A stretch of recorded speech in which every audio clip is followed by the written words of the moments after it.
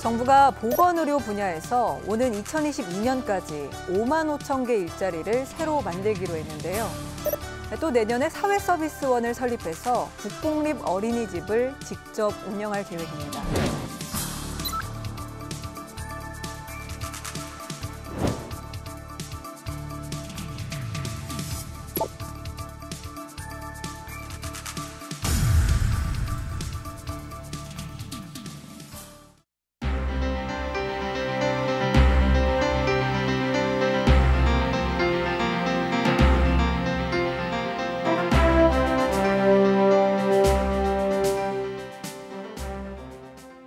네, 안녕하십니까. 예, 국회 보건복지위원회 소속 서울 송파병의 남인순 의원입니다. 여러 가지 사회서비스원법이 이게 그 국회에서 법 제정이 아직 안 되다 보니까 시범 사업하는 데서 많은 좀 어려움들이 있다라고 하는 현장의 목소리가 좀 있었습니다.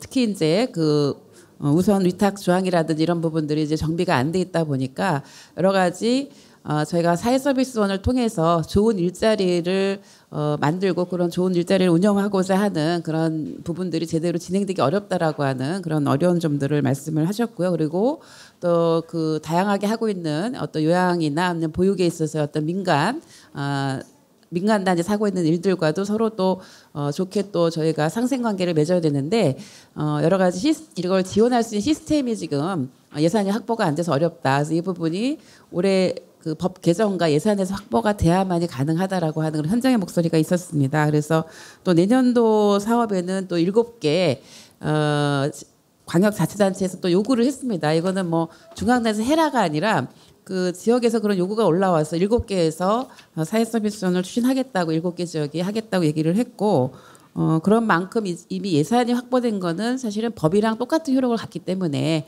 이번에 반드시 그 정기국회에서 사회서비스 관리 및 지원에 관한 법률이 통과될 수 있기를 오늘 토론을 계기로 해서 더 힘이 모아졌으면 좋겠습니다. 감사합니다.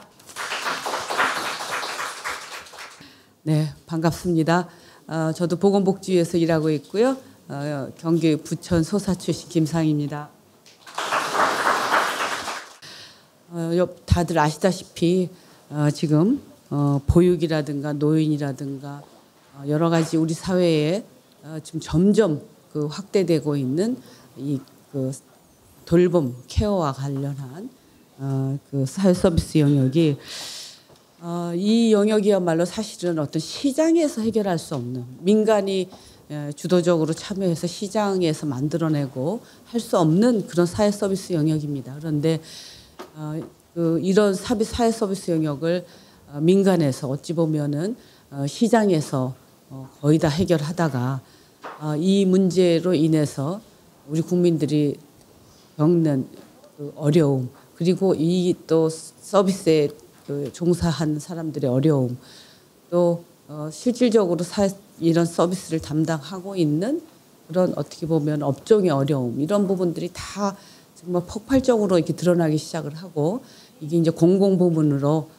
전환하는 이런 시점에서 사실은 사회서비스원이 중요한 역할을 감당을 해야 된다고 하는 의미에서 이 사회서비스원을 설립을 하고 지금 시범사업까지 시작을 했는데요. 앞서서 우리 남인순 의원 얘기했지만 이번에 우리가 대구에 가서 시범사업하고 있는 사회서비스원을 들렸고 그리고 또 적극적으로 하고 있는 서울의 경우를 보더라도 이 법적 근거가 없이 사회서비스원을 진행을 한다고 설립하고 운영을 한다고 하는 것이 얼마나 어려운 것인가 하는 것이 지금 아주 그냥 뭐 적나라하게 드러나고 있습니다. 이번 정기국회에서는 무엇보다도 이 사회서비스원 관련 법적 근거를 확실하게 해야 되는 것이 가장 중요한 그런 우리 복지의 과제가 되고 있습니다. 그래서 오늘 이 토론회가 이 법적 근거를 마련하는 아주 중요한 역할을 하게 될 것 같습니다. 여기 관심 갖고 계신 분들 또 직접적 당사자들께서 그동안 목소리 많이 내주셨는데요. 이제 저희들도 열심히 노력을 하겠습니다. 함께 목소리 내주시고 오늘이 그 중요한 또 토론회라고 생각을 합니다. 네, 고맙습니다. 사회서비스원은 한마디로 공공성을 어떻게 강화할 것이냐 하는 문제입니다. 그때 쭉 고민해 주신 분들이 여기 다 계십니다. 남인순 의원님께서는 제일 먼저 법안 발의를 해주셨고요. 김상희 의원님, 윤일규 의원님 또 나머지 못 오셨지만 그분들과 함께 늘 노력을 하고 있습니다만 솔직히 제대로 되지 않고요. 작년에 예결소위 그 활동을 했을 때도 그거였어요.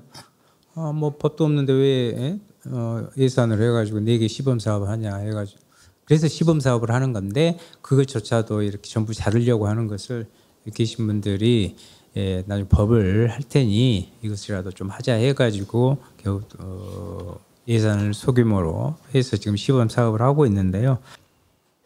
실제 뭐 여러분 잘 알고 계시겠지만 장기 요양기관의 비율만 봐도 국공립 관련해서 0.1%가 뭡니까? 0.1%가 있을 수 없는 부분이죠. 그래 민간 시장에 다 맡겨놓고 알아서 해라 하니까 거기에서 뭐 모든 부분에 불법과 탈법이 이루어지고 그 부당 환수도 해야 되고 가장 중요한 것은 거기에서 일하는 종사자들, 서비스 노동자들이 제대로 아주 열악한 환경에서 제대로 처우받지를 못하고 있기 때문에 그분들의 생존권도 노동권도 제대로 보호돼야겠지만 그렇게 되어야 그 서비스 대상자들이 제대로 서비스를 받을 수 있다는 아주 중차대한 문제입니다. 그래서 지금 아까 한 달여 남은 이 정기국회 안에 여러분들이 이렇게 많이 같이 마음 모아주시고 발걸음해 주시면 저희들 앞장서서 열심히 하리라고 생각합니다. 좋은 토론회 부탁드립니다. 감사합니다. 사회서비스원을 보면은 의료계를 좀 쳐다보는 것 같아요.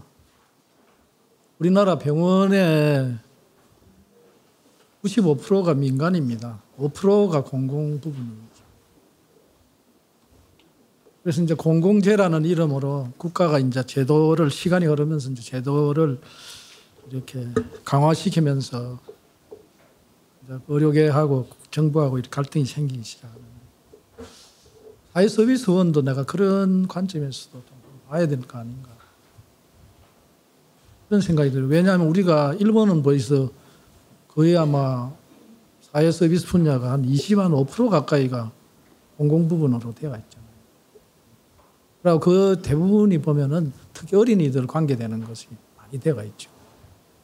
우리는 당장 어린이 된 부분을 하려면 민간 부분하고 충돌할 수 있는 이런 사회적 갈등의 문제를 안고 있기 때문에 그래서 저는 오늘 이 토론에서 거의 90% 이상을 차지하고 있는 민간 부분의 분들도 사회서비스원이 설립되는 데 대해서 어떤 의견을 갖고 있는가 사실은 저는 좀 듣고 싶었어요. 사실 이번에 설립된다 하더라도 사실 여기 이 안에서 내용을 보면 아시겠지만 제일 중요한 것이 근로자들의 그 고용 불안이 제일 쟁점이 됩니다. 그리고 실제적으로 고용도 고용이지만은 사회적인 대우가 굉장히 낮습니다. 그 문제가 사회서비스원으로 설립돼서 거기에 근무하시는 분들은 괜찮겠지만은 나머지 90몇 프로 되는 분들의 문제가 이걸 통해서 해결되는 게 아니잖아요. 그래서 그분들 입장에서 왜 그럴 수밖에 없는가 하는 이야기도 들으면서 사회서비스원의 설립에 대한 문제도 같이 인연했으면 하는 그런 아쉬움이 있는 생각이 듭니다. 그래서 저는 또 그러고 우리 사회가 왜 공공에 자꾸 의존해야 되나. 왜냐하면 민간 부분이 훨씬 많은데 그 민간 부분에는 그런 여기서 나오는 실제적 갈등의 문제를 해결할 수 없는 이유가 뭔가. 그런 것도 함께 고민하는 자리가 됐으면 합니다. 감사합니다. 서울여자대학교 사회복지학과의 김진석입니다. 반갑습니다. 사회서비스원에 대한 논의가 시작된 거가 사실은 뭐 법이야 작년에 발의가 되고 그리고 또 역시 작년부터 시범 사업이 몇 군데에서 진행이 되고 이런 과정들을 겪어오고 있지만 사실 이 논의가 시작된 것은 굉장히 오랜 논의이고요. 그리고 그 논의의 핵심적인 배경에는 아까 여러 의원께서 말씀하셨던 사회서비스의 공공성 강화라고 하는 큰 그 과제에서 출발했다고 생각합니다. 물론 이 과제가 어느 날 갑자기 정책 환경의 변화라고 하는 큰 바람을 몰고 오고 있지만 처음부터 모든 사람들이 동의하고 모든 사람들이 의미를 부여하는 그런 것은 아니었다고 생각하고요. 초기에는 정말 소수의 학자, 시민단체 그리고 노동 조합 등의 조직 이런 데들을 중심으로 논의가 되었고 그 논의가 그 사회적인 필요성에 기반해서 많은 분들이 동의를 하고 그러면서 이제 실질적인 힘을 얻게 된 것 같습니다. 어쨌거나 사회서비스 영역에서의 공공성의 강화 혹은 공공책임성의 강화라고 하는 사회적 과제가 우리에게 주어졌고 거기에 대한 제도적 해결책이라고 하기보다는 제가 굳이 보완책이라는 말을 쓴 거는 그거 자체가 해결책이 될 수는 없다고 생각하고 하나의 보완책으로서 혹은 뭐 더 좋은 방안이 있을지 모르겠지만 지금 현재적으로 도입 가능한 제도적인 대안으로서 사회서비스 공단이 논의가 된 것으로 보입니다. 그래서 초기에는 소수의 학자와 시민사회, 노동 조직들 중심으로 논의가 됐던 것이 2017년 문재인 정부의 시작과 더불어서 공약에 포함이 되고 그리고 국정과제, 100대 국정과제의 일부로 포함이 되는 그런 과정들을 겪으면서 그런 과정들을 겪으면서 그 본격적인 제도화의 과정에 접어들었고 그리고 이제 지금 현재의 사회서비스 원 선도 사업이 경기, 서울, 대구, 경남 4개 광역을 중심으로 진행되고 있는 상황입니다. 그리고 아까 남인순 의원님 말씀하셨던 것처럼 많은 지자체가 우선적으로 사업을 시작하겠다는 의사를 보이고 있다는 그런 점들은 굉장히 바람직한 움직임이 아닌가 생각합니다. 하지만 여전히 남아있는 과제들이 많이 있다는 생각이고요. 그 과제들에서 몇 가지만 열거를 해보자면 제한적인 예산의 투여, 사업 영역의 혼란, 그리고 제도 안착에 대한 의구심 같은 것들이 특히 여러 가지 맥락에서 들어오고 있는데 제한적인 예산의 투여는 뭐 아시는 바와 같이 국회에서 작년보다 2020년 예산을 2배 이상 사회서비스원 관련 예산을 증가했다고 하지만 그 예산은 실질적으로는 원의 설립과 운영에 관한 예산이고 실질적으로 이따 말씀드리겠습니다마는 실질적으로 사회서비스 공공성 강화를 위한 하나의 가장 큰 과제라고 할 수 있는 사회서비스 공공인프라의 그 설립과 관련한 부분에 대해서는 여전히 대책이 난망한 그런 상황입니다. 다음으로 사업 영역의 혼란인데요. 사회서비스 영역 전반에 걸쳐서 사회서비스 원이 사업 영역으로 가지고 가자는 얘기가 있었지만 작년 서울시의 예에서 볼 수 있듯이 지금은 그래도 정상화가 되어서 보육까지도 포함이 되었습니다만 초기에 다양한 이유로 인해서 혹은 정치적인 환경의 이유로 인해서 보육과 같은 중요한 서비스들이 누락되는 그런 난맥상을 보인 것도 사실입니다. 다음으로 실질적으로 국정과제에 포함이 됐고 그리고 진행이 되고 있습니다만은 그럼에도 불구하고 현장에서는 역시 이 사회서비스 원이라는 제도 역시 얼마 못 가고 또 유야무야되는 게 아닌가 혹은 형해화되는 게 아닌가 이런 거를 갖다가 한편에서는 기대를 하고 있고 한편에서는 의심을 하고 있는 것이 지금 현재의 상황이라고 생각합니다. 그래서 이런 문제들을 전반적으로 해결하는 데에 있어서 가장 중요한 지금의 현안 과제라고 하는 거가 제가 보기에는 관련법의 제정이라고 생각을 하고요. 관련법의 제정을 통해서 사업 영역을 명확하게 하고 그다음에 예산의 근거를 만들고 그리고 이게 법이 만들어졌다는 것 자체가 국가의 책무성을 명확하게 명시를 하는 과정이기 때문에 이제 그렇게 된다고 하면은 사실상 제도 안착에 대한 의구심도 사그라들고 실질적인 제도화의 길을 걷게 되지 않을까라고 하는 생각입니다.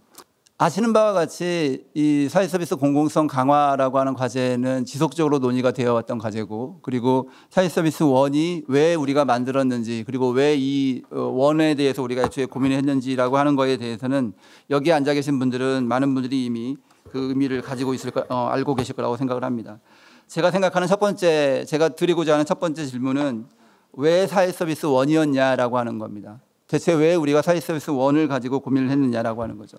그거의 대전제는 아까도 말씀드렸던 것처럼 사회 서비스에 있어서 공공책임성의 강화라고 하는 대전제가 있고 그 대전제를 실질적으로 실현하기 위한 한 3개에서 4개 정도의 주요한 의미를 우리는 가지고 움직였다고 생각합니다. 첫 번째가 사회 서비스 영역에서 민간 중심성과 민간의 의존성을 극복하자는 그런 과제입니다. 감사합니다. 극복하자는 과제입니다. 근데 이제 이게 서두에 말씀드렸던 것처럼 사회 서비스 원이라고 하는 거는 그 자체가 사회 서비스의 공공 책임성을 강화할 수 있는 수단이 되지는 못합니다. 실질적으로 이 사회 서비스의 공공성 강화라고 하는 거는 공공이 설립하고 운영하는 사회 서비스 인프라 시설이 되었든 기관이 되었든 그런 것들이 우선적으로 존재해야 하고 그거를 실제로 운영하는 기관으로서의 운영체로서의 사회 서비스 원이라고 하는 거를 상정하는 것이 맞다고 생각합니다. 그렇다면 사회 서비스 원 자체에 실계 광역시에 전부 다 광역시도에 설립된다고 하더라도 그 자체가 제도적인 보완책이 될 수는 없다는 거죠. 이제 그런 맥락에서 공공사회 서비스 인프라의 확충과 결합할 경우에만 민간 의존성의 극복을 위한 대안이 될 수 있다는 생각입니다. 그리고 이제 마지막으로 사회 서비스 유형별 운영 모형의 개발이었습니다. 이 부분은 이 부분은 주로 정책을 고민하시는 분들과 학계에 계신 분들이 주로 고민을 했던 내용이기도 합니다. 왜냐하면 사회 서비스의 필요성에 대응해서 다양한 제도가 만들어지고 다양한 서비스 모형이 만들어졌지만 그럼에도 불구하고 여전히 보완의 지점들은 있고 그러면 이제 그 보완의 지점을 마련하기 위해서 실질적인 근거 자료들이 필요하고 현장의 모습을 제대로 이해하는 게 필요한데 민간 중심으로 진행되는 그러한 영역에서 제대로 된 투명한 자료와 데이터 그 근거 자료들을 갖다가 확보하기 어려운 지점들이 거기서 있었고 이제 그 과정에서 서비스의 모형을 만들고 보급하는 그 과정들이 상당히 어려움을 겪었던 것이 사실입니다. 그래서 그 공공이 직접 운영하는 시설과 기관 그리고 그거의 그 요체라고 할 수 있는 사회 서비스 원 이것들이 만들어졌을 때 그와 같은 자료를 확보할 수 있는 그런 근거가 마련될 것으로 저희들은 기대를 했었죠.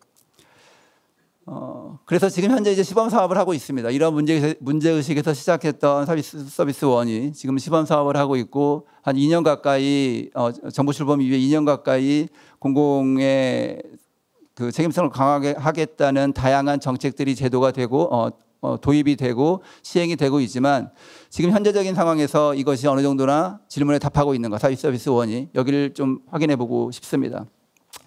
첫 번째가 사회 서비스 민간 의존 구도의 탈피라고 하는 과제였는데요. 뭐 다 이 자리에 모이신 분들은 전부 다 동의하실 거라고 생각을 하는데 안 되고 있죠. 사회 서비스 원이 3개가 만들어졌고 이제 나머지 1개가 시범 사업 경기도가 조만간에 설립을 하겠다고 하고 있지만 실질적으로 그거 자체가 사회 서비스의 공공 책임성의 강화, 민간 의존성의 탈피라고 하는 과제를 바로 해결하지 못했다는 것은 지금까지 시범 사업에서 이미 드러났다고 생각을 합니다.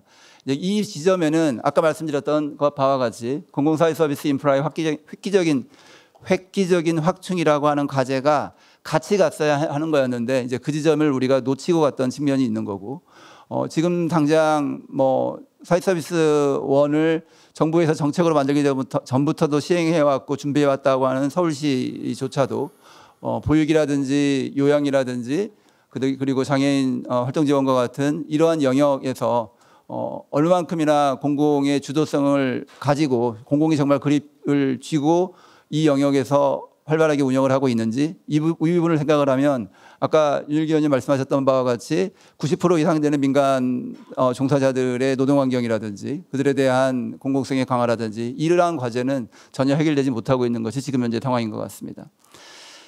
자, 그러면 이제 앞으로 뭘 할 것인가에 대한 얘기를 드리도록 하겠습니다. 사실 제가 앞에서 말씀드렸던 이 2개의 과제들은 이 자리가 아니고 다른 자리에서도 이미 많은 분들이 이러한 논의에 참여를 하신 분들은 다 들었던 내용들이고 그 내용들을 다시 한번 정리해서 말씀드린 내용들에 불과하기 때문에 지금 우리는 그 관련법 사회서비스 원 설립법 제정 촉구를 위한 국회 토론회에 있는 이만큼 법에 대한 얘기들을 좀 중심으로 조금 더 말씀을 드리도록 하겠습니다. 먼저 공공사회서비스 인프라의 획기적인 확충과 관련한 부분입니다. 지금 그러니까 2개의 법안이 지금 제시되어 있고 남인순 의원안과 윤소아 의원안이 발의가 되어 있는데 실질적으로 여기에는 이 법이 우리가 그냥 통칭 사회서비스 1 법이라고 부르고 있지만 법의 이름을 보면은 사실상 사회서비스 1은 그 법의 일부 부의 그러니까 챕터에 해당하는 내용이고요. 실질적인 법의 내용은 사회서비스 운영과 지원에 관한 법률입니다. 그렇다고 한다면 사회서비스 국가의 정책으로서의 사회서비스를 운영하는 데 필요한 제반 사항들이 이 법에 잠기는 것이 맞고 그거의 일부로서 사회서비스 1이 제기되는 게 맞다는 생각인데요. 지금 현재 안을 봤을 때 그 남인순 의원안과 윤소아 의원안이 미묘한 차이를 보이고 있고 그 지점에서 좀 주목할 필요가 있다는 생각이 드는 거고요. 사회서비스의 인프라의 획기적인 확충과 관련한 이 지점에서는 예를 들면 윤소아 의원안의 제3조 제2항 같은 경우를 보면은 실질적으로 국가와 지방자치단체가 사회서비스 인프라를 확충할 것을 갖다가 책임으로 규정하고 있습니다. 뭐 두 개의 안이 각각의 장점과 단점이 있지만 이 지점이 우리가 이 문제를 해결하는 데 있어서 굉장히 중요한 법적 근거가 될 수 있다는 생각이고 물론 이거를 이 법에서 해결해야 하느냐 아니면 다른 뭐 서비스 기본법이라든지 이런 것 같은 방식으로 해결할 것이냐 이건 또 다른 차원의 문제가 되겠지만 이 지점에 대한 여기 계신 분들과 학계 그리고 관련 시민단체가 관심을 가지고 여전히 지켜봐야 될 지점이라는 맥락에서 제가 이 부분을 좀 언급을 했습니다. 다음으로 사회서비스 정책 전반에 걸친 법과 제도의 정비 그리고 보완입니다. 첫 번째로는 지금 제가 아까 말씀드렸던 것처럼 남인순 의원안과 윤소아 의원안 공의 제8조 제3항에 보면은 국가와 지자체가 설립한 사회서비스 기관에 대한 그 사회서비스 1의 당연 위탁을 하는 그 규정이 올라와 있습니다. 그러니까 아까 말씀드렸던 그 문제는 이 법안이 통과되면 자연스럽게 해결될 문제라는 거죠. 그런데 이제 이거 이외에도 실제로 서비스 정책 전반에 대한 법과 제도에 개선은 여전히 필요합니다. 예를 들면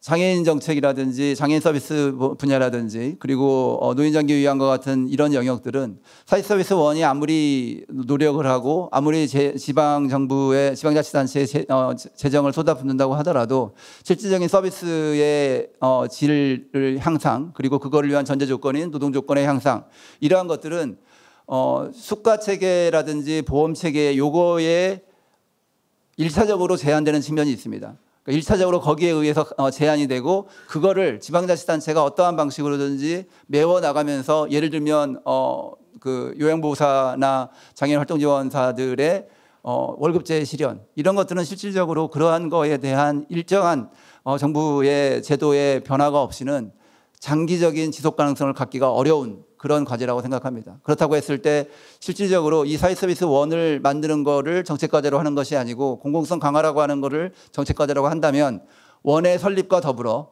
실질적으로 그거와 관련되어 있는 다양한 제도의 정비 이 과제가 여전히 복지부와 이번 정부에 남겨져 있는 과제라고 생각을 하고요. 이 지점에 대한 고민들이 우리가 같이 해야 되겠다는 생각입니다. 다음으로 양질의 사회서비스 제공 노동자의 확대와 훈련 계획의 마련입니다. 실질적으로 사회서비스 노동자들이 뭐 앞으로도 여전히 사회서비스에 대한 욕구는 늘어날 거고요. 특히 노인 영역의 그 욕구는 늘어날 거고 그렇다면 이들을 훈련을 하고 양질의 서비스 노동자들을 공급하기 위한 공급이라는 표현이 그렇게 적절하지는 않습니다만 이분들이 실질적으로 이 영역 안에 계속해서 진입할 수 있도록 하기 위한 훈련과 교육이 필요할 텐데 이제 그 지점에 대한 준비들이 좀 필요하다는 생각이고요. 그거를 전체적인 우리 사회의 고용계획, 고용계획과 같이 합을 맞춰서 그런 계획들이 나올 필요가 있다는 생각입니다. 사실상 애초에 우리가 하려고 했던 사회서비스 공공성의 강화라고는 이 과제에서는 아직은 갈 길이 지금까지 온 길보다 갈 길이 훨씬 더 길다고 생각합니다.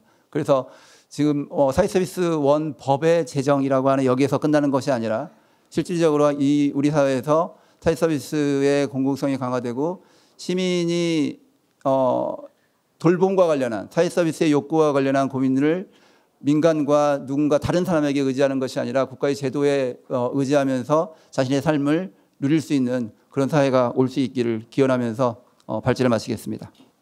예, 안녕하세요. 사회서비스 정책관 이광호 국장입니다. 제가 지금 사회서비스 법이나 사회서비스 지금 추진 그 실무 담당을 하고 있기 때문에 오늘보다 더 이제 현실적인 문제들도 그 토론에서 이루어질 수 있을 것으로 보고 그간에 지금 정부가 추진해 왔던 것을 개략적으로 그 리뷰하도록 하겠습니다. 그래서 이제 저희가 먼저 사회 서비스라는 게 뭐냐 이게 조금 헷갈리기도 하고 이게 범위가 너무 넓기도 하고 그렇습니다. 그래서 이제 우리가 사회보장 그 체계로 이루어져 있는데 그 사회보장 체계는 사회보험과 공적 부조, 사회보험 공적 부조 사회 서비스입니다. 근데 이제 그 규모를 보시면 이거는 125조 원 규모고 26조, 37조 정도인데 사회 서비스 영역이 굉장히 빠르게 늘어나고 있고 한다라는 그 현재 상황입니다. 그래서 이 부분에 대한 이 사회 서비스원을 통해서 이 부분에 대한 그 발전과 그 국민 삶의 향상을 위한 노력이 꼭 필요하다라는 그런 부분이 되겠습니다. 그러는 상황에서 사회 서비스의 수요가 어떻게 되고 있느냐 하는 것을 한번 보면 우리 사회가 고령화로 인한 노인과 급속히 증가하고 있습니다. 여러분도 잘 알겠지만 2017년에 고령사회 14%를 초과했습니다. 712만 명 정도 되는데 40년에는 그 노인 인구가 1,700만 명 이상 늘어나게 됩니다. 이렇게 빠르게 증가하고 있는 노인에 대한 돌봄 수요가 급격히 늘어나고 있고요. 사회 구조가 바뀌고 있습니다. 1인 가구, 맞벌이 가구가 급속히 증가하고 있는데 1인 가구를 보면 2000년에 우리가 15%에서 지금 현재는 30%입니다. 작년에. 그러니까 4인 가구는 30%에서 17%로 거의 반이 떨어졌고요. 이게 정반대로 이루어지고 있는 우리 사회구조 변화를 가지고 있습니다. 그래서 1인 가구와 2인 가구를 합하면 50%가 넘습니다. 이와 같이 우리 사회구조가 이렇게 급격히 변하고 있기 때문에 이들에 대한 돌봄 내지 사회 서비스가 급속히 늘어나고 있다는 거고요. 또 하나는 맞벌이 부부가 이와 같이 2000년에 35%에서 46%로 이렇게 늘어날 정도로 우리 사회에 큰 변화를 맞이하고 있어서 이들에 대한 사회 서비스 욕구가 크게 늘어나고 있다. 이런 상황이라고 볼 수 있습니다. 그 다음에 이제 그러면 공급 주체를 보시면 공급으로 보면은 대부분 이제 앞에서도 그 발표 김진석 서울여대 교수님께서도 발표를 잘 해주셨기 때문에 민간을 통한 수요 증대가 지금 수요에 대응해 왔습니다. 그래서 공공운영 현황을 보면 2016년이기는 한데 설치는 8.4% 정도 되는데 운영은 0.4%밖에 안 됩니다. 그래서 일본이나 스웨덴보다 훨씬 낮다라는 거고요. 이 구체적인 내용들을 보면 뭐 어린이집이나 요양시설은 이 정도를 지금 하고 있습니다. 그래서 이러한 그 운영 체계를 가지고 있고 그 다음에 제공 환경을 보면은 열악한 종사자 처우입니다. 비정규직이 이제 대부분 이런 사회 서비스 종사자는 보건 사회 서비스 업종으로 분류가 됩니다. 그런데 비정규직 비율이 41%로 다른 분야에 비해서 높고 그다음에 평균 임금도 보면 이들은 전 산업에 비해서 낮은 부분을 알 수 있습니다. 그다음에 이제 이들에 대한 국민의 신뢰도가 낮습니다. 이게 질 낮은 일자리로 모아진 거 아니냐 뭐 이런 부분이고 그다음에 그 기관별 지역별 서비스 격차도 이렇게 보여주고 있습니다. 그래서 이제 이러한 그 수요와 공급 측면에서의 공공성 강화가 필요성이 있는데 그래서 이제 저희들이 사회서비스원 많은 여기 참여하신 분들이 많은 노력을 해주셔서 사회서비스원을 예산이 반영됐고 시범 사업을 하고 있습니다. 그래서 이제 그 전체적인 개요를 보면 설립은 지금 4개 여기 전제로는 지금 4개 시범 사업을 하고 있는 것을 지금 설명을 드리는 겁니다. 시도지사가 공익법인 형태로 설립을 합니다. 그래서 금년에 4개를 지금 시범 사업을 하고 있고 내년에는 7개 추가돼서 11개 정부 예산안에 반영해서 국회에 지금 제출되어 있습니다. 22년까지는 전 광역지자체, 광역자치단체는 전부 1개씩 설치하는 것으로 목표를 하고 있고 지자체도 이렇게 하겠다라고 저희들한테 말을 하고 있습니다. 예산 같은 경우는 현재 금년에 60억인데 내년에는 120억 정도로 7개가 늘어나기 때문에 2배로 늘어나는 것을 반영을 해서 정부안으로 반영을 해서 지금 국회에 제출했습니다. 추진 체계는 복지부가 총괄을 하고 있고 중앙지원단이 있고 광역자치단체의 서비스원을 만들고 기초자치단체는 여기 딱 관리하는 그런 구조를 가지고 있습니다. 그러면 주요 업무가 뭐냐? 첫 번째는 국공립시설 위탁 운영입니다. 기존에는 기초지자체가 직접 운영하거나 아니면 위탁 운영하는 이런 형태, 민간. 그래서 대부분이 위탁 운영하는 형태로 되어 있습니다. 그래서 이제 이런 것이 없어지는 것은 아니고요.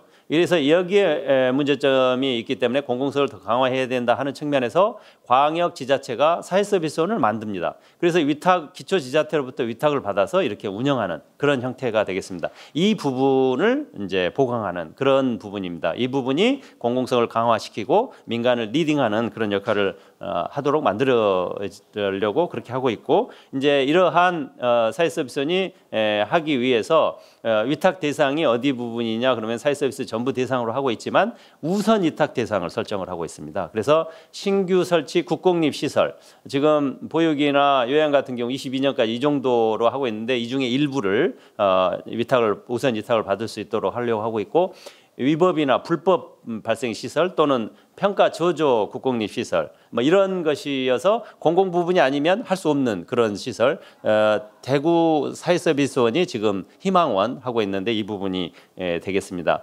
그리고 이제 필요하다라고 지자체장이 하는 그런 부분이 되겠고, 두 번째가 이제 종합재가센터 설립 운영입니다. 종합재가센터는 노인 돌봄, 장기 요양, 그다음에 장애인 활동 지원, 기타 유사 서비스의 돌봄에 관련된 그거를 종합재가센터로 해가지고 하려고 하고 있습니다. 금년에 이게 저걸 안 보입니다만 10개 하고 22년까지 130개 이렇게 만들려고 하고 있고요. 그리고 그렇게 해서 이제 여기에서는 이제 그 표준 운영 모델을 마련하고 확산시키려고 하고 있는데, 이게 서비스를 통합해서 이게 각각의 서비스가 따로 되어 있는 것을 통합해서 하려고 하고, 종사자를 이게 정규직으로 채용을 할 겁니다. 그래서 종사자 정규직에서 이 사람들의 급여랄지 신분을 안정성을 제고를 해서 이 서비스를 제고하는 그런 목적을 가지고 있습니다. 그 다음에 세 번째로는 민간기관 사회서비스 품질을 향상을 지원하는 내용이 되겠습니다. 서비스원이 이렇게 민간에서 하고 있는 기관에다 운영 지원, 재무 해결할지, 대체 인력이랄지, 시설 안전점검과 같은 표준 운영 모델도 제공을 해줘서 민간과 같이 가는 형태를 하고, 지자체에 대해서는 이제 수립 계획이랄지 사회서비스 확장에 대한 전반적인 지원을 하는 그런 형태로 세 가지 기능, 세 번째 기능을 저희들이 생각을 하고 있습니다. 그래서 이제 아까도 앞에서도 말씀을 해주셨지만 서울, 경기, 대구, 경남 이 네 군데의 시범 사업을 실시하고 있고, 이 부분에 대해서는 각각의 약간씩 특성들을 가지고 추진되고 있습니다. 이 모델을 운영 형태를 다른 광역 지자체들도 굉장히 관심이 많습니다. 그러면서 이거를 하는 것을 보고 내년에는 7개 지자체에서 추가로 저희들한테 설치하겠다라는 것인데, 지금 이 4개의 기관들의 전체적으로 보면 금년에 국공립 시설은 위탁받는 게 31개고 종합재가센터는 10개 하고 종사자 수는 한 1,700명 지금 목표를 하고 있습니다. 그래서 현재 15개, 6개, 760인데 금년 말까지 이것은 저희들의 목표는 충족할 수 있을 것으로 보고 2022년에는 이걸 대폭 확대하는 그런 계획을 가지고 있습니다. 그래서 저희가 이제 공공성을 이제 여기서 품질 향상을 어떻게 할 것이냐 하는 부분이기 때문에 아까 말씀을 강조 많이 해주셨습니다만, 공공성을 강화를 통해서 서비스를 제공하는 그런 경우인데, 이게 제공 인력에 대해서는 질 높은 일자리를 제공하고 이용자들에 대해서는 믿고 이용할 수 있는 기관 확충입니다. 지금 현재 아이들 돌봄에 대해서 이런 부분에 문제가 많기 때문에 이런 부분들의 신뢰성을 부여해 줄 수 있는 이런 것이 되겠고, 제공 기관들에 대해서는 서비스에 집중할 수 있도록 환경 조성합니다. 행정 업무는 이 서비스원 본부에서 처리해주는 이런 관계를 형성을 해서 제공기관의 역량도 제고할 수 있도록 그렇게 하려고 하고 있습니다.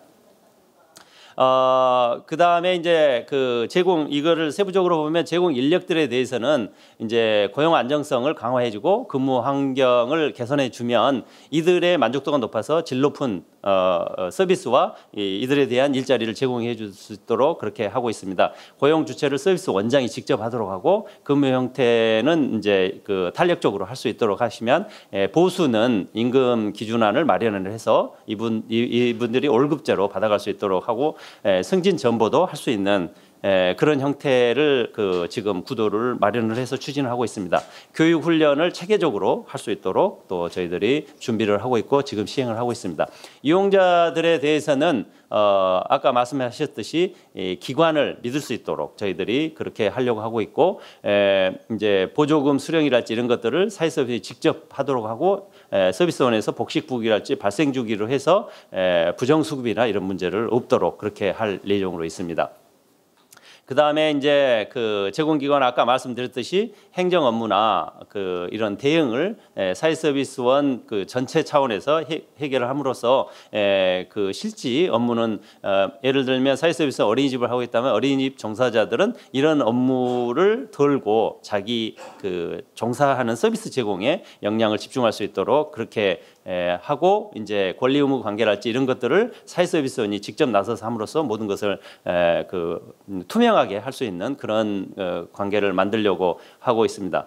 그래서 이제 우리가 이런 것을 하기 위해서는 지금 현재는 사회서비스원법이 없는 상태에서 추진되고 있습니다. 그래서 이 제정의 필요성이 있는데 아까 말씀 들으셨듯이 이게 법안은 남인순 의원과 윤서아 의원 두 분이 발의를 해주셔서 저희가 공청회를 4월 달에 했습니다. 그래서 지금 현재 금년에 그 복지위 법안 소위가 열리게 될 텐데 거기에 상정을 하기 위해서 복지위 행정실과 저희들이 실무적인 작업을 지금 집중적으로 하고 있습니다. 그래서 이런 부분에서 그 쟁점을 최소화하고 그 다음에 그 소위 위원님들께 설명을 해서 이 부분이 통과될 수 있도록 최선을 다하겠습니다. 그래서 이제 이런 부분이 이제 그 재정이 왜 필요하느냐 그러면 실체적 근거가 필요하고 그 다음에 근무 환경 개선을 위한 이렇게 직접 채용 근거랄지 인사 투명성 전문성 제고할 수 있는 그러한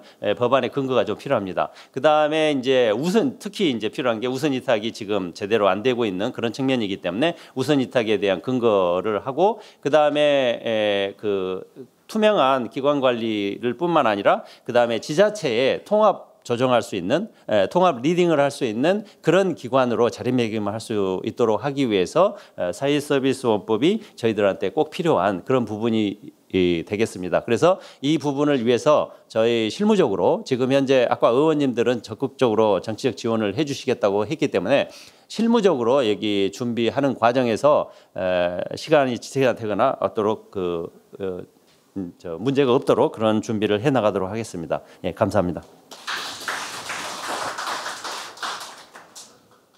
오늘 그 사회를 맡은 인하대학교 윤홍식입니다. 직장님께서 굉장히 정부의 지금 현재 진행되는 상황 그리고 정부의 바람까지 포함해서 구체적으로 말씀을 해주셨고 양남주 선생님부터 토론을 부탁드리도록 하겠습니다. 사회서비스원이나 지금 앞에서 강조한 대로 사회서비스원과 함께 공공인프라를 확충해야 된다. 이것만으로 되는 게 아니라 지금 개별 사업에 대한 운영이라든지 제도 규정들이 다 바뀌어야 됩니다. 물론 지금 지정제라는 게 새로 도입이 돼갖고 인프라에 대해서 뭔가 관리를 하고자 하는 노력을 보건복지부가 보이고 있는 거는 상당히 환영할 만한 일입니다. 환영할 만한 일인데 실제로 한쪽으로는 그렇게 공급 측면을 관리하고자 하는 걸 하면서 실제로 공공부문이 일정한 부분을 균형점을 가질 수 있는 만큼을 직접 운영할 수 있게 자기 공급 부분을 가져가는 게 저는 상당히 중요하다고 생각합니다.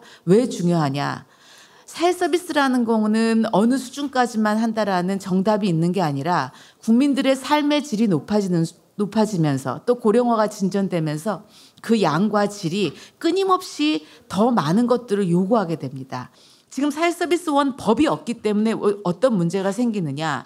뭔가 이 역할을 지방자치단체가 직접 하라고 사회서비스원을 만들었음에도 불구하고 하고 있지 못하는 일이 발생됩니다. 광역의 기준을 두고 있기 때문에 지자체가 설립한 공공기관을 운영할 수 없다거나 이런 약간의 이제 부딪히는 지점들이 있는 거거든요. 그래서 그런 부분이 해결하기 위해서라도 권한을 주는 지역 차원에서의 권한을 주는 권한과 근거를 주는 권한의 근거를 주는 사회서비스원 법이 만들어져야 될 필요가 있다는 생각이 들고요. 그다음에 이제 사회서비스원이 필요하다라고 해서 사회서비스 노동자들의 처우 문제와 연관시켜서 얘기되는 부분이 많아요. 저는 이 부분은 우리가 굉장히 조심해서 봐야 된다는 생각이 듭니다. 저는 민간이 운영했던 것이 사회서비스 노동자들의 처우를 열악하게 만드는데 50% 이상의 책임이 있다고 보지 않습니다. 저는 전혀라고 얘기하면 안 되지만 실제로 그 운영하시는 민간 법인이라든지 개인이라든 분들 중에서도 법을 지켜가면서 잘하시는 분들도 상당히 많이 있습니다. 저는 우리가 이 개인들이나 이렇게 주체가 누구냐에 초점을 맞추는 게 아니라 구조를 봐야 되는 겁니다. 구조를 봐야 되는 거고 종사자 처우가 열악한 거는 시급제 방식의 비용을 지원하는 공급을 했기 때문입니다. 그 구조 안에서 월급제를 만들 수 있는 여력이 개인이 굉장히 고민을 하고 뭐라 그래야 되나 이 아이디어를 내야만 하는 겁니다. 자신감이 있어야 나올 수 있는 겁니다. 그건 아무나 할 수 있는 게 아닙니다. 그건 뭐 의지가 있다고 할 수 있는 게 아니기 때문에 전체 수가라든지 아니면은 공급 방식이라든지 거기에 대해서 다른 그 보육이든 장기요양이든 사회서비스 바우처든 각종 사회서비스 사업들의 제도 변화가 수반되지 않는다면 사회서비스 노동자의 처우는 사회서비스원이 만들어준다고 달라지지 않을 거라고 저는 생각합니다. 왜냐하면 제가 지난 여름방학 때 3개 지역을 다 돌았습니다. 경기도 빼고. 실제로 저는 서울에서 굉장히 감동을 받았습니다. 서울은 서울시장님이 서울시에서 의지가 높아가지고 굉장히 적극적으로 재가 부문에 어떤 모형을 만들까 이렇게 고민을 했기 때문에 종합재가센터를 만들었고 뽑는 순간 집중교육을 시키고 월급제로 사회서비스 노동자들이 일을 할 수 있도록 만들어줬습니다. 나머지 지역은 이런 일이 안 일어났습니다. 나머지 지역은 우리가 장기요양 요양보호 선생님들 15인 등록해가지고 설치하는 식의 똑같이 사회서비스원 이름으로 그렇게 됐고요. 그거 일하는 시간 이용자가 발굴돼가지고 일을 하지 않는 한 그분들의 임금은 나오지 않는 방식은 똑같이 적용되고 있습니다. 여기서 마치기로 하겠습니다. 감사합니다. 네. 감사합니다. 다음으로는 김신혜 선생님 부탁드립니다. 네, 저는 5살, 6살 두 아이를 키우는 엄마의 입장으로서 한번 경험했던 어린이집 그런 사태들을 개인적인 경험들을 나눠보도록 하겠습니다. 아이를 이제 키우다가 보면 어린이집을 보내게 되는 시즌이 오는데요. 그때 제일 처음으로 당황했던 건 종류가 너무 많았습니다. 제 개인적으로는 가정 어린이집, 민간 어린이집, 국공립 어린이집으로 나눠져 있는데 이 세 개가 각각 뭐가 다른지도 모르겠고 뭐 어떤 것이 우리 아이에게 맞는 건지도 모르겠고 거기서부터 출발해서 알아봐야 되는 게 오로지 부모의 몫입니다. 저희 두 아이는 지금 가정 어린이집을 다니다가 민간 어린이집을 다니다가 지금은 국공립 어린이집을 다니고 있습니다. 국공립 어린이집을 들어가는 것이 보통 어려운 것이 아닙니다. 저희 부모들끼리는 3대가 덕을 쌓아야지 갈 수 있다고 그렇게 말을 하기도 하는데요. 부모들이 국공립 어린이집을 선호하는 이유는 보다 좀 더 안정적일 거라고 생각하기 때문입니다. 사회서비스원에서 국공립 어린이집을 이렇게 포용하여서 운영한다고 하였는데요. 저는 부모로서 굉장히 그렇게 환영하는 입장입니다. 왜냐하면 국공립 어린이집도 원장 선생님 따라서 운영의 시스템이 다르고 교사 채용의 방법도 다르기 때문에 이번에 뭐 유치원 사건처럼 비리의 요소가 없진 않잖아요. 근데 사회서비스원 안에서 그렇게 국공립 어린이집이 운영이 된다면 훨씬 더 표준화된 방법과 뭐 그런 시설들 그런 것들로 아이들을 안전하게 돌볼 수 있다라는 부모로서의 이렇게 안정감이 있습니다. 그러니까 그것이 공공성과 뭐 투명성 이렇게 뭐 재정의 투명성이 담보로 된다는 말인데 부모로서 좀 염려되는 부분이 있습니다. 제가 듣기로는 기존의 국공립을 사회 서비스 안에 넣지 않고 뭐 새로 신규 지어지는 국공립 어린이집 한해서만 사회 서비스원 안으로 이렇게 편입시킨다고 들었는데요. 그러면 그냥 부모가 어린이집을 선택할 때 채널만 늘리는 수준밖에 되지 않거든요. 가정 어린이집, 민간 어린이집, 국공립 어린이집 지금 이 세 가지인데 거기다가 사회 서비스원 국공립 어린이집까지 이렇게 네 가지의 채널이 되면 그것이 또 무엇이고 어떤 장단점이 있는지 또 알아봐야 되는 피로도와 혼란스러움은 오롯이 부모의 몫입니다. 그리고 뭐 이미 교사들 사이에서도 뭐 국공립 어린이집이니 가정 어린이집이니 이렇게 어느 어린이집에서 근무하는지에 따라서 이렇게 계층이 좀 나뉜다고 해요. 그런데 사회 서비스원 어린이집 생기면 그냥 계층만 또 하나 만드는 것이 아닌가 싶고 교사뿐만이 아니라 아이들도 가정 어린이집에 다니는 아이, 국공립 어린이집에 다니는 아이, 사회 서비스원 국공립 어린이집에 다니는 아이 이렇게 너무 이렇게 좀 복잡하고 불필요하게 계층만 만든다는 느낌을 지울 수 없습니다. 그래서 새로 지어지는 국공립 어린이집은 말할 것도 없고 국공립을 이렇게 재위탁하잖아요. 그때 재위탁 심사를 하는데 그때 심사를 앞두고 있는 어린이집도 사회 서비스원 안으로 순차적으로 이렇게 포함시키는 것은 어떨까? 그것은 되지 않는 것일까? 그렇게 해서 좀 이렇게 국공립 어린이집만이라도 좀 통일을 시켰으면 좋겠습니다. 남북 통일보다 더 어렵다는 유보 통합도 못 하는데 국공립 어린이집마저 통일이 못 되면 도리어 뭐 정보 수집과 선택의 피로도만 높이고 행정적인 낭비만 불러일으키는 것이라고 생각합니다. 아이를 돌보고 교육하는 것은 모두 통합하여서 사회 서비스 안에서 표준적인 프로그램과 표준적인 기준에 따라서 운영하는 것이 바람직하다고 생각합니다. 국가의 직접 고용과 직접 운영을 통해서 주목구구식으로 운영되었던 민간 어린이집 또는 국공립 어린이집을 차단하고 부족한 국공립 어린이집을 더 늘려서 동일한 교육과 돌봄으로 나라의 미래인 아이들이 안전하게 자랄 수 있도록 해야 합니다. 감사합니다. 네, 감사합니다. 학부모로서 국공립 보육시설에 대한 이용에 대해서 실질적 경험들을 말씀해 주시고 그게 왜 필요한지 말씀해 주셨습니다. 오늘 토론회를 마치도록 하겠습니다. 감사합니다.